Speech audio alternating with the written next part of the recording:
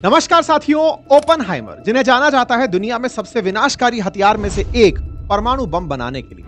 दूसरे विश्व युद्ध के दौरान जब अमेरिका ने परमाणु बम बनाने के लिए 18 जून 1942 को मैनहट्टन प्रोजेक्ट शुरू किया, तो ओपनहाइमर इस प्रोजेक्ट के सबसे जरूरी आदमी थे। ऐसा इसलिए क्योंकि लगभग 3 साल तक चले इस खुफिया प्रोजेक्ट के दौरान ओपनहाइमर की हर एक बात को सुना और माना जाता था, चाहे वो मैनहट्टन प्रोजेक्ट के लिए अमेरिकी सरकार से नए शहर बसाने की बात मनवाना हो या फिर पूरे प्रोजेक्ट की हर एक निर्णय को खुद से लेना हो। हर काम में ओपनहाइमर की भूमिका रही। साल 1943 में ओपनहाइमर को परमाणु बम के डिजाइन और निर्माण के काम करने वाली लॉस एलमोस लैब का डायरेक्टर भी बनाया गया।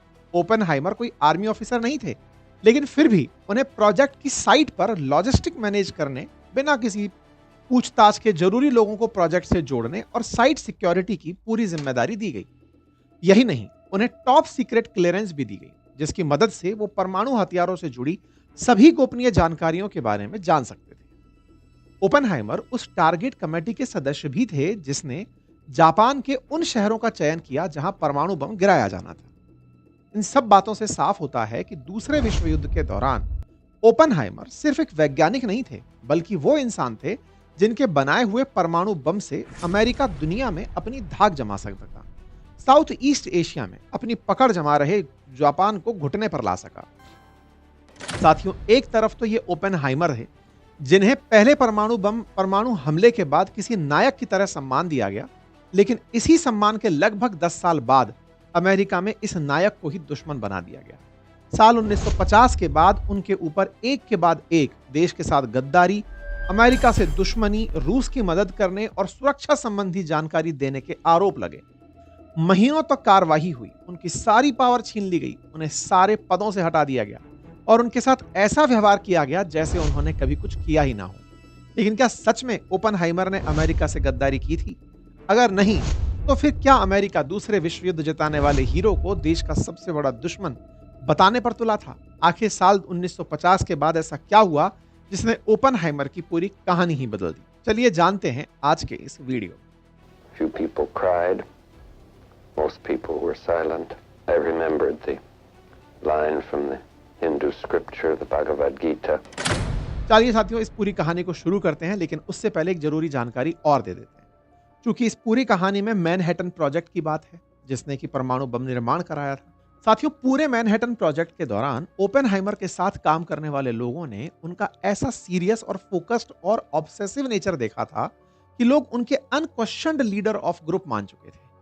वो इस प्रोजेक्ट के लिए इतने डेडिकेटेड थे कि वो कई बार खाना, नींद छोड़कर काम कर रहे होते थे। इतने बड़े प्रोजेक्ट पर दुनिया की सबसे माइंडेड लोगों की एक साथ लाने में एक्सट्रीम प्रेशर वाले माहौल में प्रोजेक्ट को पूरा करना, ये साफ साफ दिखाता था कि उनके लिए प्रोजेक्ट कितना खास था और वो अपने प्रोफेशन के लिए कितने सीरियस थे। और ये बात हर किसी के लिए लागू होती है। अगर हम अपने प्रोफेशन को सीरियस नहीं लेते तो कभी भी हमको वैसे रिजल्ट नहीं मिलते जैसे हम चाहते हैं। अगर आप भी अपने प्रोफेशन को ज्यादा सीरियसनेस और डेडिकेशन के साथ मैनेज करना चाहते हैं, तो खुद के प्रोडक्ट और सर्विसेज को ज्यादा से ज्यादा लोगों तक पहुंचाना चाहते हैं, तो इसमें आपकी मदद करता है ओडू।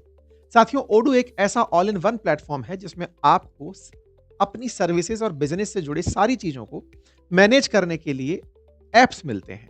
जैसे बिजनेस और सर्विस में सबसे जरूरी होता है पेमेंट और बिलिंग का काम। कई क्लाइंट ऐसे होते हैं कि अपना काम तो करवा देते हैं, पेमेंट का ठिकाना नहीं होता। और आजकल मैन्युअली बिल बनाने का जमाना नहीं है, डिजिटल बन गया है जमाना, तो बिलिंग भी डिजिटली इजी करने की जरूरत है। तो पेमेंट से जुड़ी हर एक प्रॉब्लम का सॉल्यूशन देता है ओडू का इनवॉइसिंग ऐप। इसके लिए आपको ओडू पर जाकर इनवॉइस वाले ऐप को सेलेक्ट करना है और बस कुछ स्टेप्स में आपका सारा बिलिंग का काम इजी हो जाता है। डिजिटली अपनी सर्विसेज और प्रोडक्ट से रिलेटेड इंफॉर्मेशंस को फिल करना है। इसके बाद आप जब भी किसी क्लाइंट को अपनी पुरानी सर्विस या प्रोडक्ट देते हैं, आप उससे डायरेक्टली ओडू से ही बिल भेज सकते हैं और ओडू पर ही अवेलेबल मल्टीपल पेमेंट प्रोवाइडर्स में से एक को सेलेक्ट करके अपनी पेमेंट भी ले सकते हैं। है ना इजी? साथियों, इस पूरे इनवॉइस को आप अपने हिसाब से कस्टमाइज करके और ज्यादा प्रोफेशनल भी बना सकते हो। यही नहीं, लास्ट में एक ही डैशबोर्ड पर आपको पूरी इंफॉर्मेशन भी मिल जाती है। यही सब कुछ मैनेज करना बहुत आसान होगा। तो जल्दी से जाइए मेरे दिए हुए लिंक पर, बनाइए अपनी बिलिंग की प्रोसेस को इजी। अब इस पूरी कहानी को डिटेल में समझते हैं और जानते हैं सबसे पहले मैनहट्टन प्रोजेक्ट के बारे में। साथियों, ओपनहाइमर की इस पूरी कहानी में मैनहट्टन प्रोजेक्ट का बड़ा योगदान रहा। तो इस कहानी को ठीक से समझने के लिए इस प्रोजेक्ट के बारे में जान लेना जरूरी है। अब वैसे तो मैनहट्टन प्रोजेक्ट अमेरिका में हुआ, लेकिन इसकी शुरुआत के पीछे नाजी जर्मनी का बहुत बड़ा हाथ था। वो कैसे? तो बात है दिसंबर 1938 की जर्मनी की। जर्मनी के बर्लिन में स्थित था कैसर विलियम इंस्टीट्यूट फॉर केमिस्ट्री। वहां पर एक खोज होती है जिसमें बताया गया कि नाभिकीय विखंडन की प्रक्रिया से किसी एटम का न्यूक्लियस छोटे छोटे भागों में बंट जाता है। इस प्रक्रिया के दौरान बहुत ज्यादा ऊर्जा निकलती है। साथियों, इस खोज के सामने आने के अगले ही महीने जनवरी 1939 में स्वीडन के स्टॉकहोम में इसे सिद्ध भी कर दिया गया कि हां, ये तो संभव है। और जो व्यक्ति इस खोज के पीछे मौजूद थे उनका नाम था ओटो हान, जो एक जर्मन केमिस्ट थे, और उनकी इस खोज के लिए उन्हें गॉडफादर ऑफ न्यूक्लियर फिशन भी कहा जाता था, जिसके लिए उन्हें 1944 में नोबेल पुरस्कार भी दिया गया।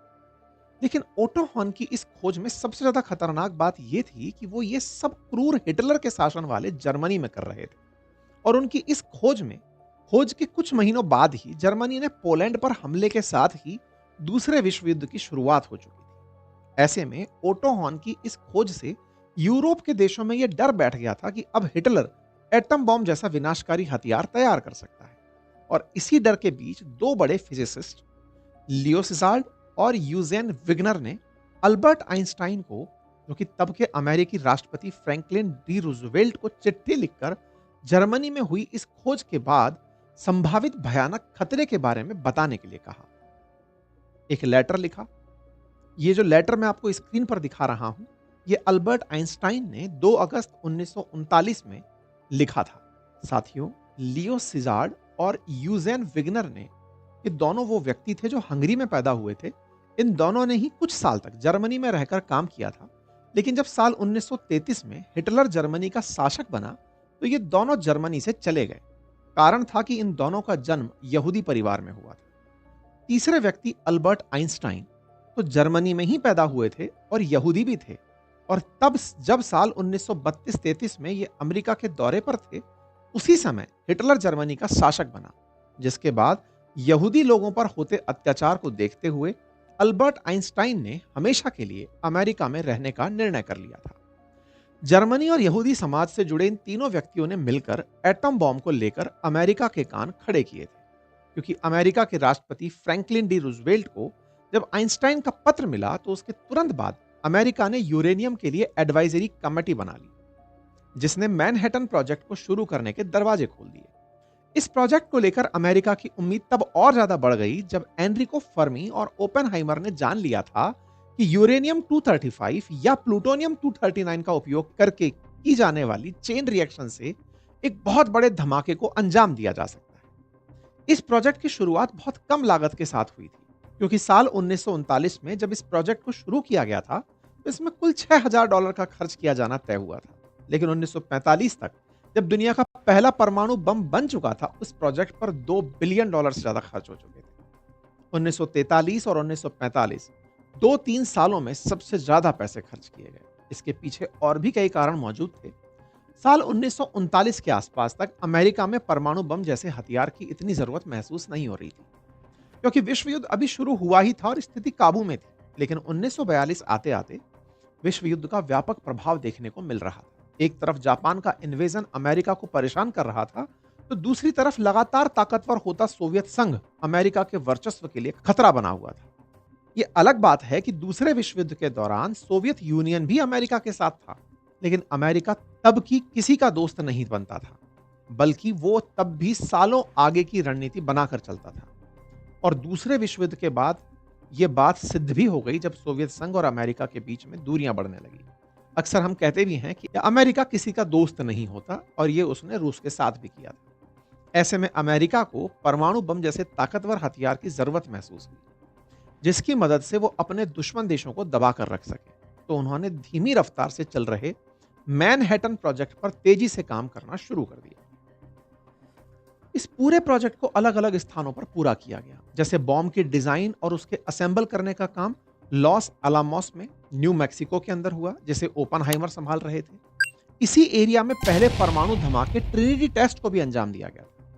दूसरी जगह थी टेनेसी की ओक रिज, जहां पर यूरेनियम एनरिचमेंट का काम किया गया। इसी तरह वॉशिंगटन का हैनफोर्ड में लार्ज स्केल न्यूक्लियर रिएक्टर की मदद से प्लूटोनियम का प्रोडक्शन शुरू किया गया। इसके अलावा अमेरिका की अलग अलग यूनिवर्सिटीज सहित यूनाइटेड किंगडम और कनाडा से भी प्रोजेक्ट के लिए जरूरी साइंटिफिक एक्सपर्टाइज की मदद ली गई। $2 अरब का खर्च, हजारों लोगों की मेहनत और लगभग 6 साल का समय लगने के बाद 16 जुलाई 1945 सुबह 5:29 पर दुनिया के पहले परमाणु परीक्षण ट्रिनिटी टेस्ट को अंजाम दिया गया। परमाणु बम के इस सफल परीक्षण ने अमेरिका को एक ऐसी शक्ति दी थी जिससे उसे दुनिया का सबसे ताकतवर देश बना दिया। ऐसा इसलिए क्योंकि ट्रिनिटी टेस्ट के ठीक 21 दिन बाद 6 अगस्त और फिर 9 अगस्त 1945 को जब जापान के हिरोशिमा और नागासाकी पर अमेरिका का परमाणु बम गिरा, इन बमों ने गिरने के बाद अमेरिका के लिए सब कुछ बदल दिया। जापान ने अपने घुटने टेक दिए। कुछ सालों के लिए सही, सोवियत संघ भी अमेरिका के सामने कमजोर पड़ गया। परमाणु बम की सफलता ने ओपनहाइमर को अमेरिका का नायक बना दिया, लेकिन उसके मन में कुछ और ही चल रहा था। हिरोशिमा और नागासाकी में हुई तबाही को देखने के बाद ओपनहाइमर परमाणु हथियारों के निर्माण के विरोध में आ गए थे। उन्होंने अमेरिका से परमाणु हथियारों के उपयोग पर प्रतिबंध लगाने तक की बात कह दी। ओपनहाइमर अपने परमाणु बम के आविष्कार से इतने दुखी हो गए थे कि जापान पर हुए हमले के 2 महीने बाद उन्होंने एक मीटिंग में अमेरिकी राष्ट्रपति हेनरी ट्रूमैन के सामने रोते हुए कहा था कि मेरे हाथ खून से रंगे हैं। साथियों, ये सारी बातें दर्शाती हैं कि परमाणु बम से हुई तबाही के बाद वो मानसिक रूप से स्वस्थ नहीं थे, बहुत दुखी महसूस कर रहे थे।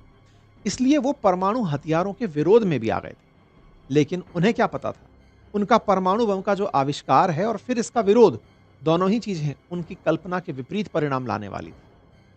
ऐसा क्यों कह रहा हूं? ओपनहाइमर जब बम बना रहे थे तब उन्हें इस बात का अंदाजा नहीं था कि इसका उपयोग कर लिया जाएगा। वो बिल्कुल वैसे ही जैसे आज भारत कहता है कि हमारे पास परमाणु बम है, लेकिन इसकी वजह से शांति रहेगी, इसे उपयोग में नहीं लाया जाएगा। उन्होंने भी यही सोचा कि अमेरिका इसका उपयोग शांति स्थापित करने के लिए करेगा। मतलब इसका उद्देश्य ये नहीं होगा कि इसको गिराकर किसी को मारकर दिखाना पड़े कि देखो साहब परमाणु बम क्या होता है। पहली बात तो यही थी। दूसरी बात, ओपनहाइमर का मानना था जब अमेरिका ने हिरोशिमा पर बम गिरा ही दिया तो वो नागासाकी पर नहीं गिराएगा। मतलब एक शहर पर अगर नागासाकी पर गिरा दिया तो हिरोशिमा पर नहीं गिराएगा। तो एक तरह से 2 दिन में जो अलग अलग बम गिरे थे उनमें से वो पहले दिन के लिए प्रिपेयर हो भी गए तो दूसरे के लिए प्रिपेयर नहीं थे।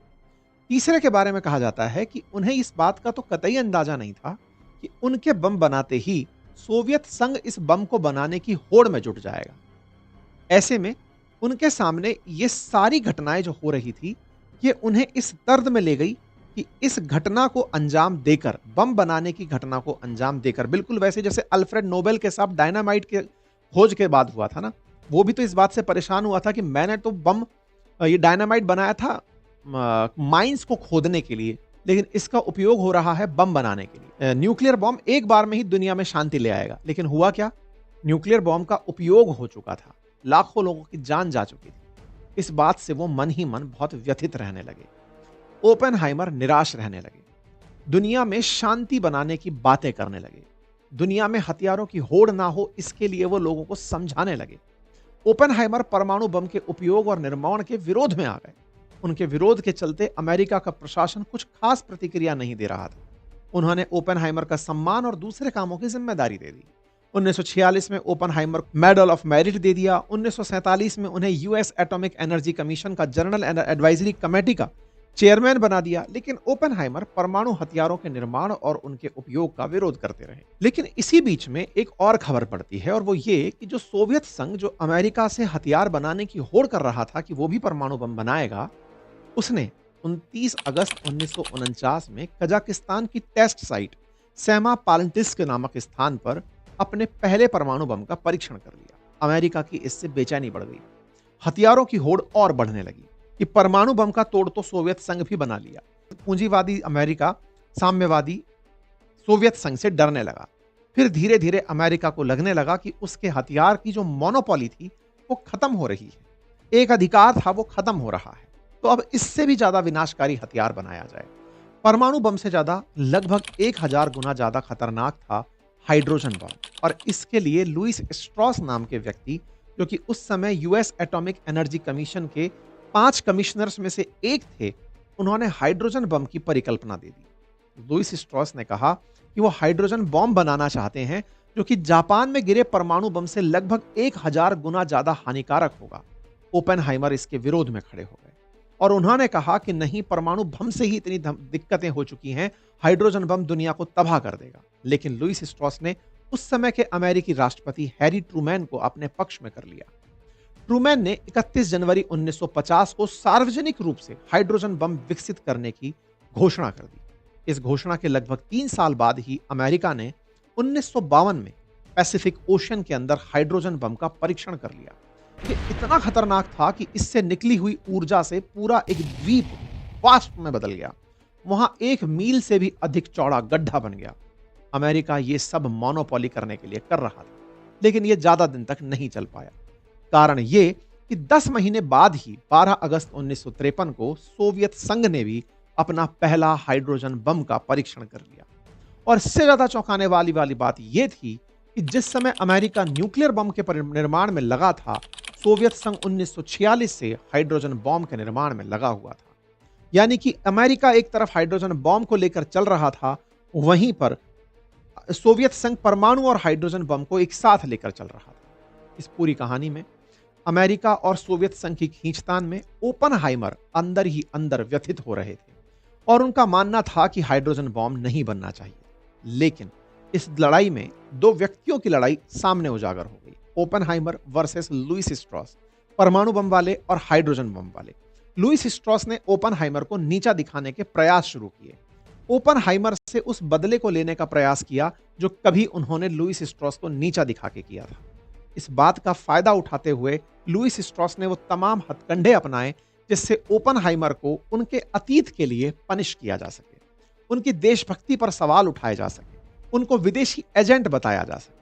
और इस बात को करने के लिए लुईस स्ट्रॉस ने 1930 के किसी पुराने घटनाक्रम को बाहर निकाला, जिसमें ओपेनहाइमर की पत्नी किटी, उनके भाई फ्रैंक और उनकी प्रेमिका जीन टैकलॉक, इन तीनों को अमेरिका के अंदर कम्युनिस्ट पार्टी का सदस्य बताया गया।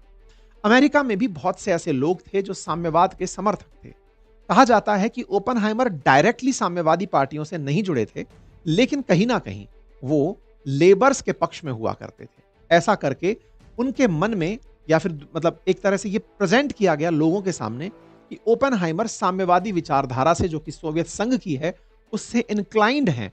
ये लुईस स्ट्रॉस ने मीडिया को अपने पक्ष में करके, ट्रूमैन को अपने पक्ष में करके 2 लोगों के सामने एक्सपोज करना शुरू किया। कहा कि ओपेनहाइमर अपनी साल की 3% कमाई उन जगहों पर दान करते हैं जो कि इस तरह से लोगों को सपोर्ट करती हैं।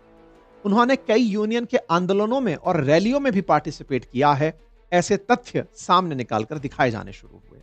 1947 से 42 के बीच में एक ऐसे डिस्कशन ग्रुप के भी मेंबर ओपेनहाइमर रहे जो कम्युनिस्ट पार्टी से नाता रखने वाले लोगों के सदस्यों के रूप में बनी थी।